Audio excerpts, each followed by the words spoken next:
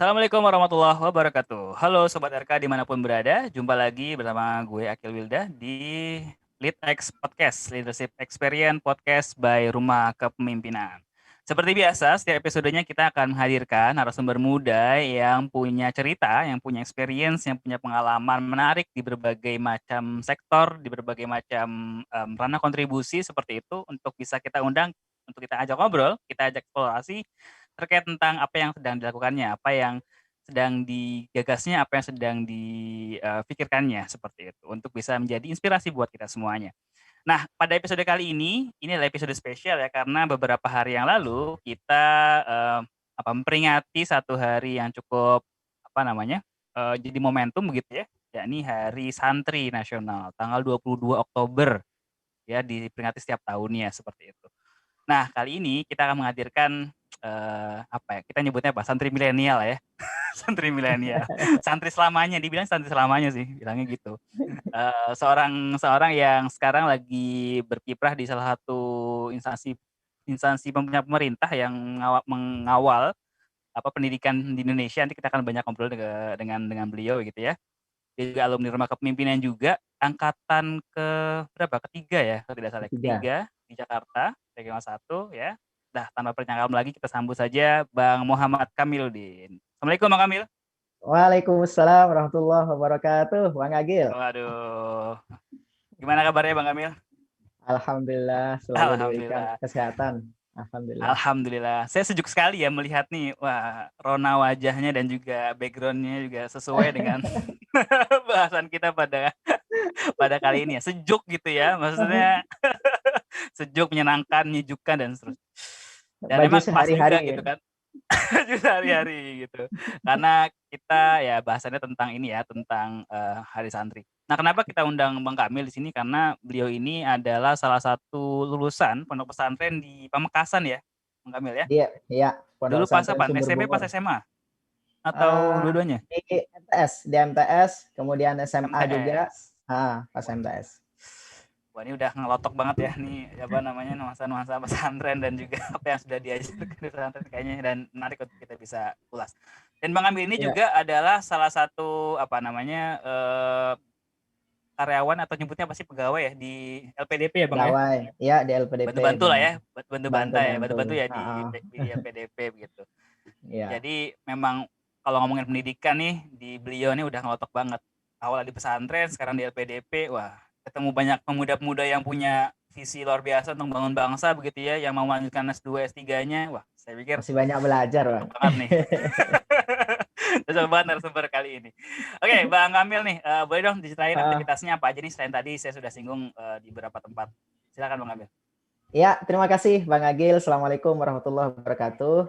Saya Muhammad Kamiluddin, biasa dipanggil Kamil, Bang Agil. Jadi saya lahir di Pamekasan, dari orang tua saya itu petani dan bercita-cita semua anaknya itu nyantri, dan alhamdulillah cita-citanya tercapai gitu.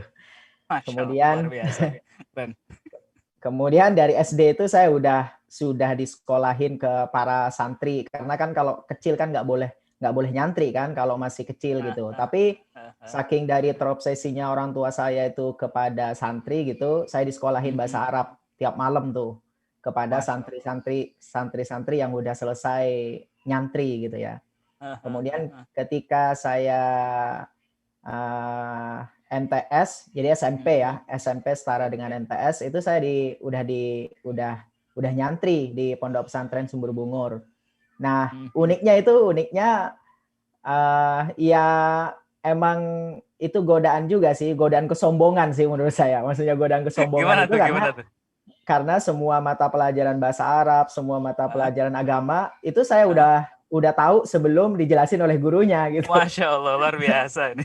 Ya kan karena memang dari kecil dikasih pelajaran bahasa Arab gitu kan, kemudian ketika MTS pelajaran itu diulang dan saya bertemu dengan teman-teman yang kebanyakan tidak nyantri, jadi satu langkah itu lebih maju dari segi pelajaran. Jadi ketika saya sekolah itu ya agak santai karena beberapa pelajaran saya udah dapetin saat kecil. Oke. Dan tambahannya adalah tambahannya adalah lingkungan keluarga yang juga sudah mendukung ya. Kan tadi ayah dari nyantri pesantren juga segala macam gitu kan ya. Iya, Kondisinya cuman juga di mungkin Pamekasan kan kalau saya tahu kan itu banget ya. Iya gak sih? iya kalau Kondisinya nyantri banget. benar, cuman kan mungkin orang tua karena beliau petani gitu, tahu ilmu agamanya sedikit, saya dilepas gitu, dilepas ke Oh, pesantren. ya. Nah, kenapa kok saya menyebut menjadi santri itu selamanya? Karena saya tuh nggak lepas dari dunia pesantren ya. Ketika dari MTS ke SMA itu juga asrama lah, dipesantrenkan menurut saya. Habis itu kuliah ke UI gitu kan. Kuliah ke UI itu Ya. gara-gara pesantrennya. Maksudnya gara-gara pesantrennya itu karena waktu itu saya jadi pelajaran bahasa Arab bagi saya cukup kuat.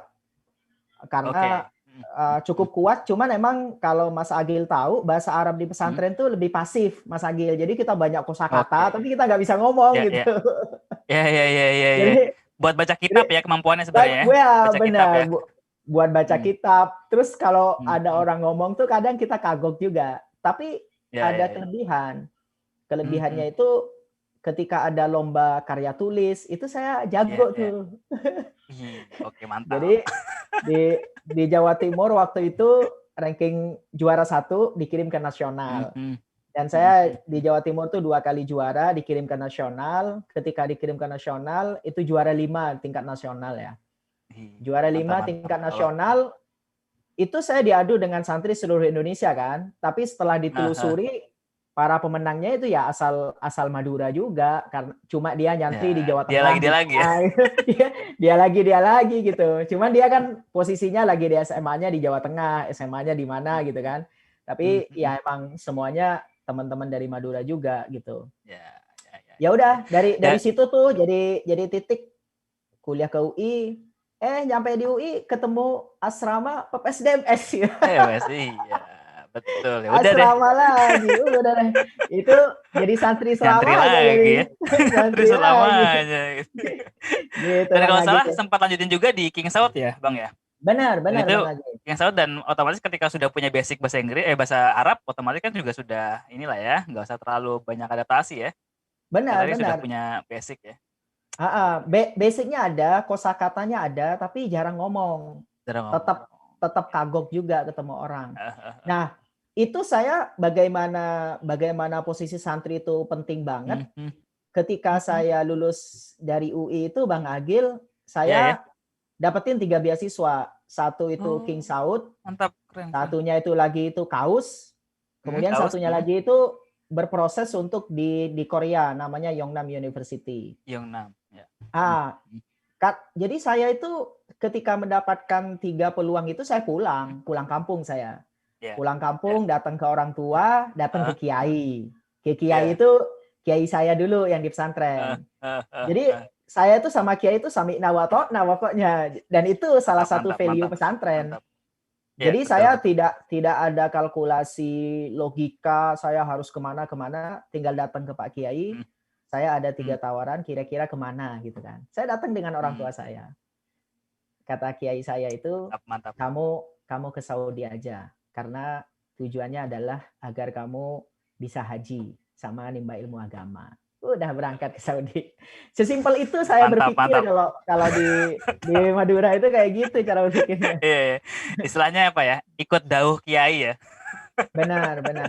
Ikut perkataannya kiai seperti apa? Karena ya apa ya?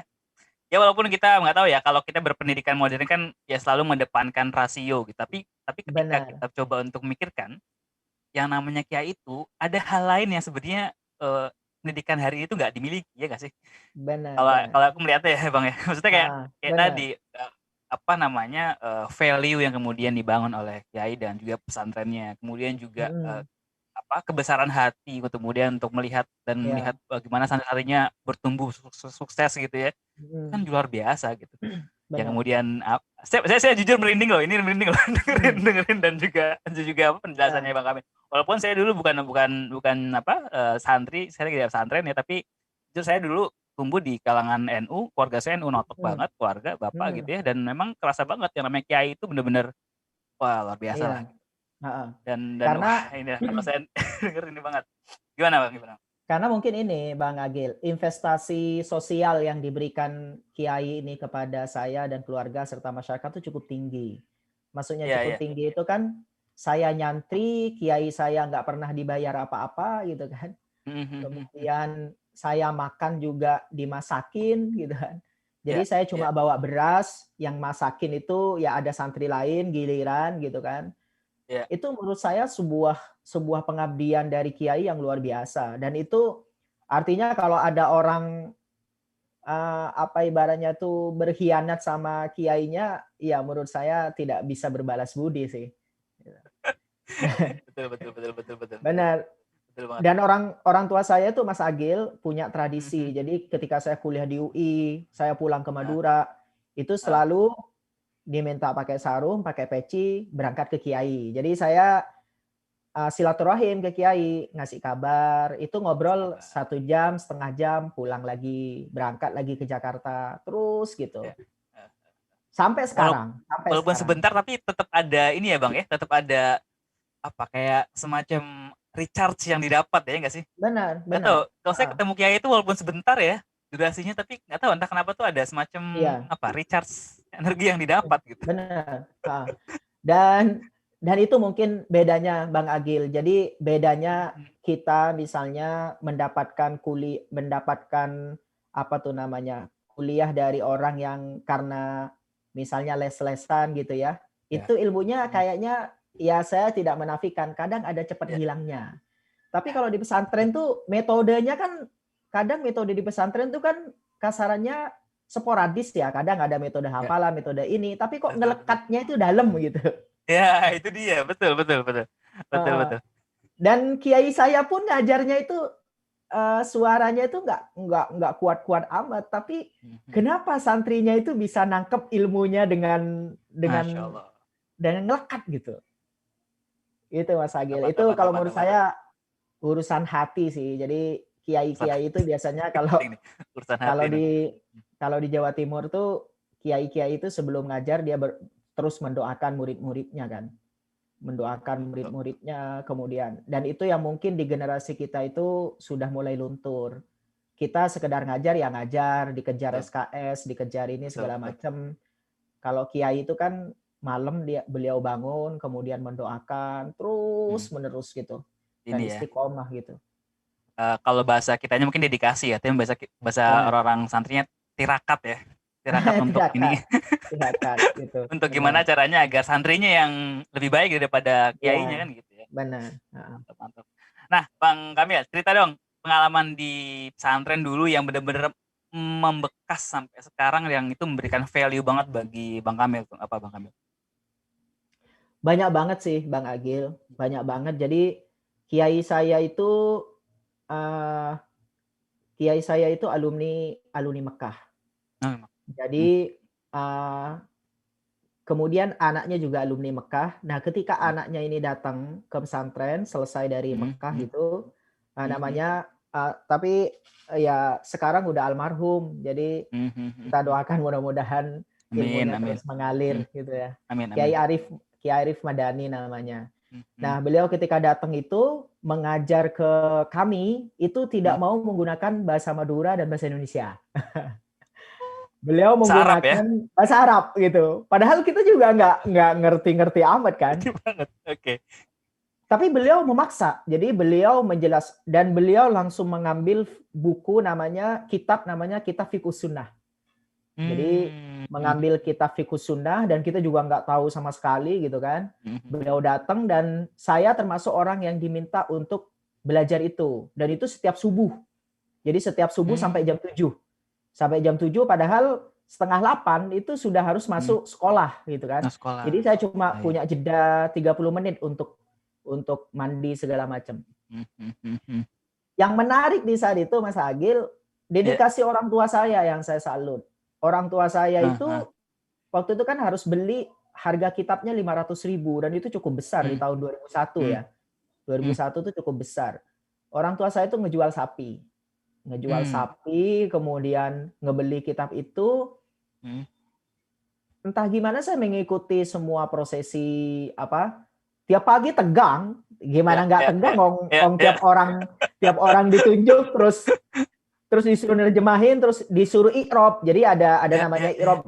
Nah, disuruh i'rab tuh satu kata per kata. Kemudian bahasa pengantarnya bahasa Arab gitu. Jadi benar-benar tegang, tertekan, tapi masalahnya kiai saya ini konsisten. Jadi dia tidak menurunkan ritme. Dia tetap menjaga ketegangan itu dipelihara gitu kan. Nah, wah itu menarik nih. Jadi ketegangan kita itu tidak ditoleransi. Jadi kami diminta untuk menyelesaikan masalah ketegangan kami sendiri gitu. Jadi dianggap, nah itu ada proses kemandirian di situ sebenarnya, dan itu berlanjut selama 2 tahun.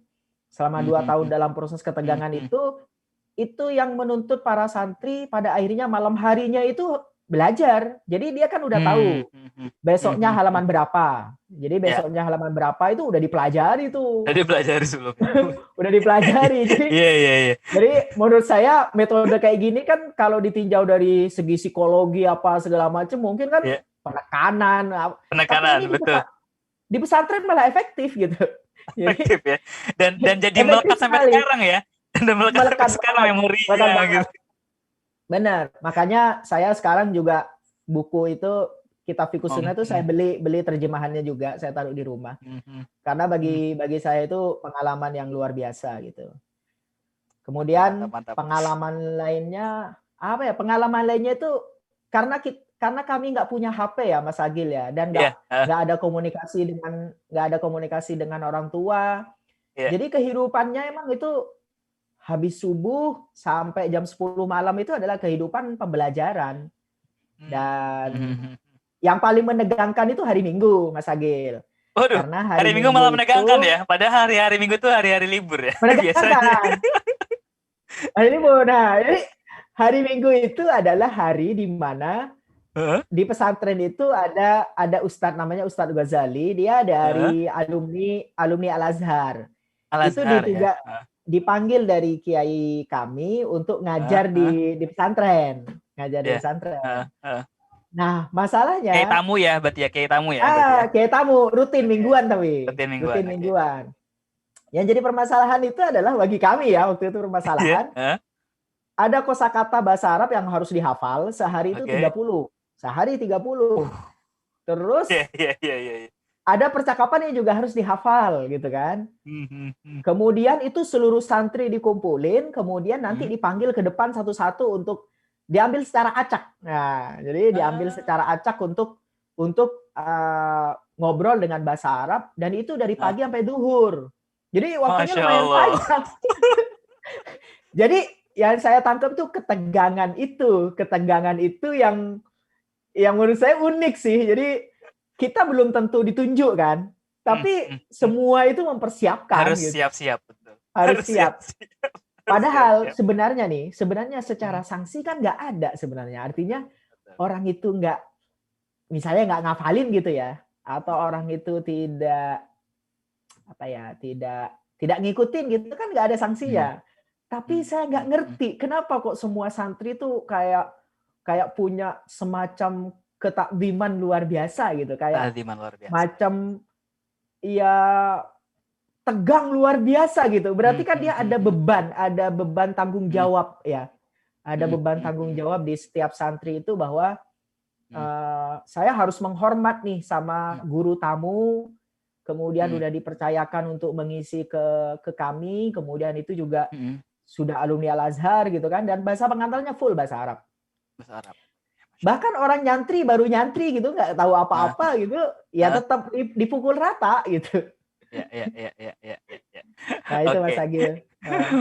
Oke, mantap nih, menarik banget ya. Jadi apa yang dilakukan dulu ketika di pesantren, ya apapun metodenya dilakukan oleh kiai ya, itu terus menerus melekat ya sampai hari ini ya Bang ya. Melekat. Dan ini banget ya. Penuh value ya. Maksudnya penuh nilai-nilai yang sebenarnya mungkin saat ketika disampaikan atau diterapkan ketika itu mungkin belum kebayang ya, cuman mulai terekspos-nya, mulai kelihatannya baru udah mulai memikirkan ini ya, wah kayak gini toh ternyata ya, kayak gini toh ternyata value-nya ya.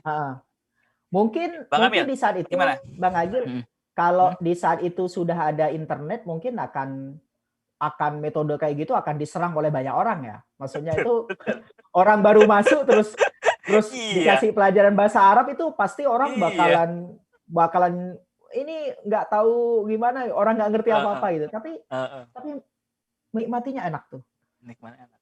Oke. Ya, Bang Kamil, nih menurut Bang Kamil nih mungkin agak agak dalam ya pertanyaannya.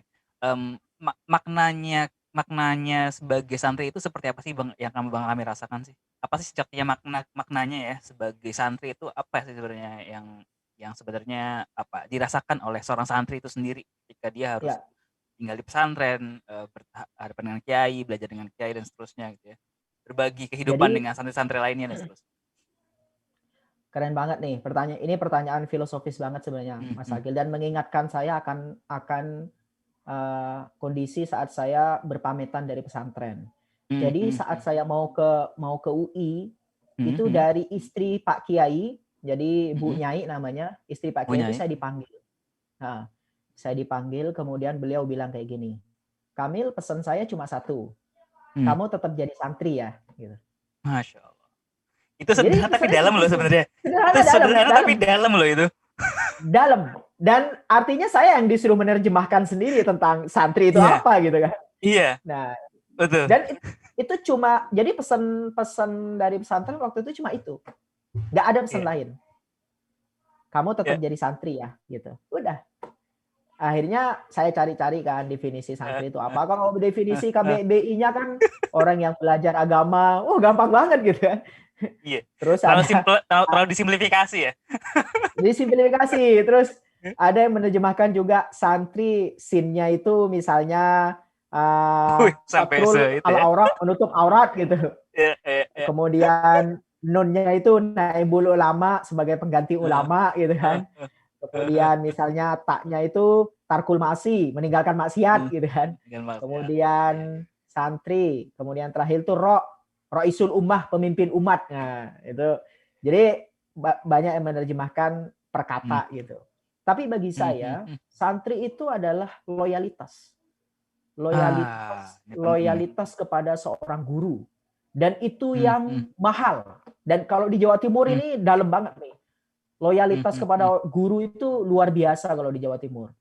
Dan bahkan orang tua saya itu bisa nempeleng saya kalau saya tidak loyal sama guru saya. Kita lihat. Bisa Waduh, fisik tuh orang tua mantap tuh. ini. Maksudnya walaupun belum pernah dilakuin ya, walaupun belum pernah dilakuin. Tapi Suaranya marahnya ke orang tua itu oh ya. luar biasa kalau saya Mhm, misalnya. mhm. Cek, cek. Ya, lanjut, Bang. Jadi cek cek. Ya, Jadi lanjut. orang tua saya itu Mas Agil kalau saya Mhm, disuruh ke kiai terus saya masih mhm, males-malesan gitu, orang tua mhm. saya bisa marah gitu. Jadi Luar value biasa. value menempatkan guru itu luar biasa. Luar biasa Mantap, menempatkan mantap, guru. mantap, mantap, mantap, mantap, mantap. Dan dari situ apa ya? Dan kalau kita melihat agaknya itu yang tercerabut ya, Bang, ya. Maksudnya kayak kita hormat Benar. sama guru, kita loyal sama guru, Heeh, tercerabut dari apa yang kita lakukan atau apa yang kita dapatkan di sistem pendidikan hari ini ya nggak sih? benar. Dan ini mungkin terbawa terbawa ke sistem barat ya. Maksudnya kayak guru itu ya udah, guru itu ya Ya. ya sama, manggil guru aja manggil nama kan gitu. Iya. Makanya makanya gini, Bang Agil, kalau di pesantren itu kan ada misalnya kalau pendidikan itu hanya untuk bekerja, pesantren Mhm, itu mhm. pasti nolak banget. Mmm, Jadi ya. jadi pesantren itu secara tidak langsung yang namanya Mmm, ilmu itu karena kewajiban diperintah oleh Rasulullah gitu. mmm, Jadi mhm. menuntut ilmu itu bukan karena kita nanti akan menerima pekerjaan yang layak segala macam, itu Ya, hanya efek ya. samping kecil-kecilan aja itu gitu. Betul, betul, betul, betul, betul. Betul Dan banget, betul dan banget. filosofi itulah yang kalau Mas Agil tahu hampir Mhm, orang di Jawa Timur para santri itu mhm, dia nggak punya mhm. dompet Mas Agil. Sampai Nah, mungkin SMA gitu tuh ini nggak punya dompet ini karena ini dia. kita emang nggak diajarin untuk menghamba sama harta gitu. Jadi bahkan habis nyantri kita itu kalau saya kan termasuk yang langsung ke UI ya. Ya, Hampir semua santri itu 80% itu melakukan pengabdian Mas Agil. Jadi Mas. habis setara SMA itu dia Mhm, pergi ke pelosok-pelosok itu selama 2 ya, tahun. ya. Mhm, Pergi ke pelosok-pelosok ngajarin ngaji, alif, ba, ta gitu kan. Makanya saya ya, salut ya. sama teman-teman saya itu yang Mhm, pergi ke pelosok-pelosok di berbagai pulau di Madura itu untuk sekedar mhm. ngajar gitu. Masya Dan itu Allah. prestasi tertinggi mereka. Jadi prestasi tertinggi para santri itu selesai di situ. Di maksudnya itu kepuasan batin yang luar biasa itu. Betul. Gitu. Bukan hitung-hitungan prestasi ya, bukan angka-angka ranking dan seterusnya, tapi bagaimana Bukan. dirinya itu bisa bermanfaat buat orang lain. Benar. Dan Ya, saya malah sebagaimana Nabi bilang kan ya, sebagai manusia adalah yang paling banyak manfaatnya bagi yang lain kan gitu. Benar Bang Agil. Wah, luar biasa. Dan Tadi di pesantren jujur saya itu merinding loh Bang, ini Bang, saya merinding banget loh ini dengernya loh ya. Mantap. Kisahnya banyak lah Bang Agil. Dan kita itu kan, saya itu di pesantren kan nggak ada rapot Bang Agil. Maksudnya nggak ada rapot tuh dalam artian ya kita belajar emang tujuannya belajar. Nggak ada rapotnya saya. Jadi 3 tahun tuh nggak ada rapotnya. Tingkat bahasa Arab saya selevel apa itu nggak ada rapot. Iya. Karena bisa jadi dengan rapot itu kita terpatok atau terkurung dengan sekat-sekat angka ya, yang sebenarnya itu kan sebenarnya bukan berarti apa-apa sebenarnya. Bukan berarti apa-apa gitu. Nah, ini yang sebenarnya asik nih sebenarnya. dan nggak tahu hari ini ya nggak tahu ya, kalau lihat hari ini gimana nih Bang, kan nggak tahu ya. Kalau saya lihat sebenarnya menjadi seorang santri hari ini itu kan nggak tahu ya, ini kan sudah mulai ada lawannya tanda kutip kayak sistem pendidikan barat yang sudah mulai masuk ke Indonesia segala macam. Ya, nah, benar, kalau Bang Kamil melihatnya seperti apa nih? Bagaimana kemudian santri hari ini atau pesantren hari ini itu bisa lebih eksis nih? Tadi kan kalau dari value kan kita nggak usah inilah ya, nggak usah mempertanyakan. Lebih banyak banget value yang kemudian diberikan pesantren. Nah, dengan adanya tanda kutip challenge ya, yang dari luar masuk ke Indonesia dengan sistem-sistem yang sedemikian rupa seperti itu. Nah, Bang Kamil lihatnya seperti apa? Apa yang bisa dilakukan nih oleh santri dan juga pesantren? Kalau saya ngelihatnya saat ini tantangannya luar biasa. Di zaman saya dulu hampir nggak ada tantangan dari luar kan. Ya. Kalau tantangan saat ini kepada pesantren juga berat. Maksudnya kepada pimpinan pesantren juga berat. Maksudnya berat itu karena orang tua saat ini menyekolahkan ke pesantren itu lebih kepada di rumah tidak bisa ngedidik kayak pelarian. Itu dia, betul. Kayak pelarian, Bang. Jadi kemudian, apa ya? Ya, gimana lanjut Bang. Itu satu, Bang. Satu itu kayak pelarian. Kemudian yang kedua, sebagian pesantren sekarang beralih hanya menjadi boarding school. Jadi ya hanya menjadi boarding school. Jadi pendidikan kitab kuning apa segala macam udah mulai bergeser jauh. Gitu. Dan itu juga bagian dari respon karena orang tua zaman sekarang udah nggak kayak zaman dulu. Zaman dulu nih Bang, saya tuh dari guru saya misalnya dicubit gitu ya. Saya lupa hafalan bahasa Arab dicubit. Kalau saya ngadu sama orang tua saya malah dimarahi. Nah, kalau zaman sekarang ngadu ke orang tuanya malah ngelaporin gurunya. Marah-marah gitu. Iya, benar banget. Dan saya sangat sedih ketika beberapa saya mendengarkan kabar lah ketika ada anak ditegur gitu di sekolahnya, ternyata orang tuanya ngejar ke gurunya dan itu udah fisik gitu. Jadi kayak kekerasan dan menurut saya ada value yang udah bergeser di sini. Jadi rasa respect sama guru itu udah mulai menurun ya. Walaupun ada beberapa, saya ngelihatnya ada beberapa pesantren, ya banyak juga lah di Indonesia ini yang ngerespon positif. Jadi dia bikin border dari pihak luar, tapi dia menyikapinya dengan berbagai kurikulum di internal. Itu banyak pesantren kayak gitu. Oh, ya. Ada pesantren sekarang. Kalau dulu saya kan bahasa Inggris sama sekali nggak ada kan di pesantren sama sekali nggak ada. Sekarang itu udah banyak pesantren yang kurikulum bahasa Inggris itu udah masuk ke tandingan bahasa Arabnya gitu. Jadi selain bahasa Arab ada bahasa Inggrisnya sekarang. Menurut saya itu respon positif ya. Terhadap dengan harapan bahasa Inggris tadi sebagai ilmu alat yang dipelajari untuk mengcounter apa saja yang masuk dari luar ya nggak sih? Benar. Tapi pesantren beberapa pesantren cukup melihat fenomena ini sebagai tantangan yang luar biasa sehingga mereka memperbanyak kurikulum serta memperbanyak juga gimana caranya itu santrinya itu nggak sering keluar. Jadi nggak sering keluar, kemudian akses informasi HP juga dibatasi. Jadi HP itu hanya ada di di hari sekian, jam sekian gitu Iya. dibatasi. Betul. Untuk membatasi hal negatif dari luar ya Bang ya. Benar. Betul. Bang, terakhir Bang, ini pertanyaan karena waktunya terbatas ya. Tapi walaupun emang ini diskusinya luar biasa ya. Saya jujur nih, ini episodenya yang buat saya merinding nih dengerin. Karena walaupun saya dulu nggak di pesantren, tapi entah kenapa tuh saya deket banget gitu. Itu suasana pesantren itu ada di sekitar saya gitu. Karena yang tadi ya, saya berasal dari keluarga yang ini banget lah. Nyantri Gini, banget.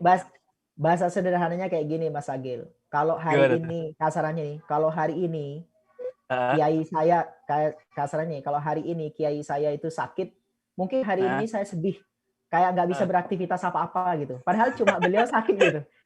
Itu menurut saya itu value yang mahal yang nggak bisa betul. Ya nggak bisa sedih gitu. Entah gimana pokoknya sedih aja nggak bisa ngapa-ngapain seharian gitu. Biasanya kalau kayak kondisi kayak gitu saya pulang, saya ketemu biasanya. Ketemu ya. Obatnya adalah ketemu ya. Iya, ketemu obatnya. Bang Kamil, terakhir nih Bang nih ya. Ini kan di Hari Santri ya mungkin ya setiap tahun kita peringati gitu ya. Nah, apa harapan Bang Kamil nih sebagai santri selamanya kepada santri-santri di luar sana gitu ya. Yang kemudian punya keinginan untuk kemudian bisa membangun bangsa atau berkontribusi buat bangsa ini. Apa nih Bang pesan? Ya. Makasih Bang Agil, saya punya 3 pesan Bang Agil. Punya 3 pesan.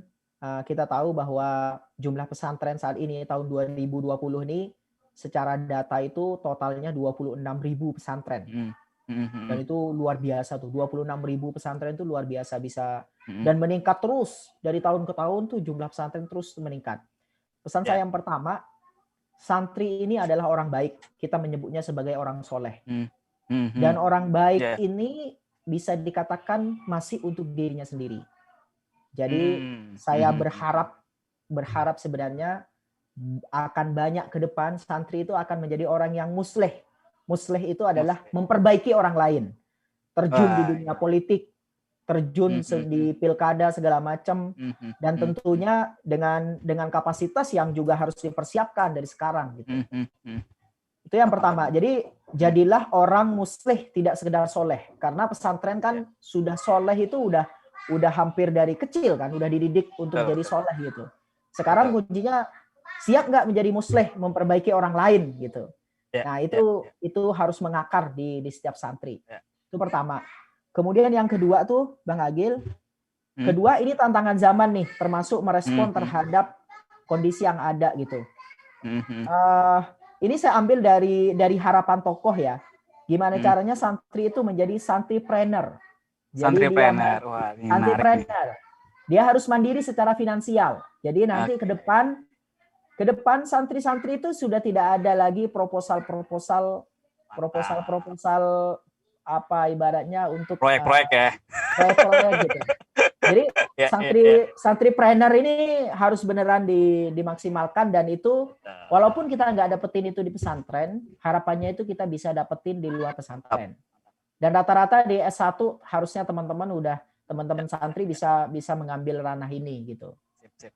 Yang ketiga, kemudian yang ketiga itu sama dengan rumah kepemimpinan lah, rendah hati. Rendah hati. Rendah hati kenapa kok Mas Agil? Jadi saya itu shock dulu Mas Agil. Ini sebenarnya refleksi kepada diri saya sih. Saya merasa dari pesantren, kuliah di UI, terus dikasih pelajaran agama di UI, ya nggak? Dikasih pelajaran agama, terus pelajaran agamanya itu layaknya pelajaran saat saya SD gitu. SD. Itu kan ada nilai kesombongan, nilai muncul. Iya, betul. Masa saya kuliah jauh-jauh ke UI, MPKT agamanya kayak gini gitu kan. Kayak gitu. Nah, jadi dan obatnya adalah rendah hati ya, Bang ya. Rendah hati. Obatnya adalah rendah hati gitu. Dan saya dulu tuh kalau ada orang kultum tuh, karena orang kalau belajar bahasa Arab tuh Mas Agil, walaupun dia tidak bisa dan udah bisa belajar nahwu segala macam, kita bisa tahu orang ini salah dalam melafalkan hadis atau Al-Quran itu. Sense kita itu jalan. Sense-nya dapat. Dan itu kalau kita nggak rawat, itu menuai kesombongan. Kenapa? Karena banyak ceramah di UI, apalagi di UI itu setiap khutbah Jumat itu kan diisi oleh dosen-dosen sains gitu-gitu kan. Dosen-dosen saya. Nah, kalau melafalkan hadis itu kan suka salah tuh, gitu kan. Suka Ada gatel ya, kuping suka gatel ya. Nah, itu kadang kalau nggak di-maintain tuh Ya. bisa merendahkan orang lain. Jadi ini refleksi saya sih. Dan Mantap, saya sekarang mantap. menyadari Allah, luar bahwa biasa. gitu kira-kira Bang Agil. Sip. Waduh, ini terima kasih banyak nih Bang diskusinya. Senang banget, saya jujur juga senang banget nih sebagai host nih untuk diskusi pada kesempatan kali ini juga saya jujur merinding ya nih selama diskusi tadi yang disampaikan. Suasana nyantai itu pesantren emang sebenarnya deket banget sama nilai-nilai keindonesiaan sebenarnya yang itu harus kita terus ya, ke depannya. Ya, sekali lagi terima kasih banyak Bang Kamil atas waktunya. Sama-sama Mas Agil. Sobat RK sudah mendengarkan sampai detik ini. Kita jumpa lagi di episode berikutnya. Assalamualaikum warahmatullahi wabarakatuh. Waalaikumsalam warahmatullahi wabarakatuh.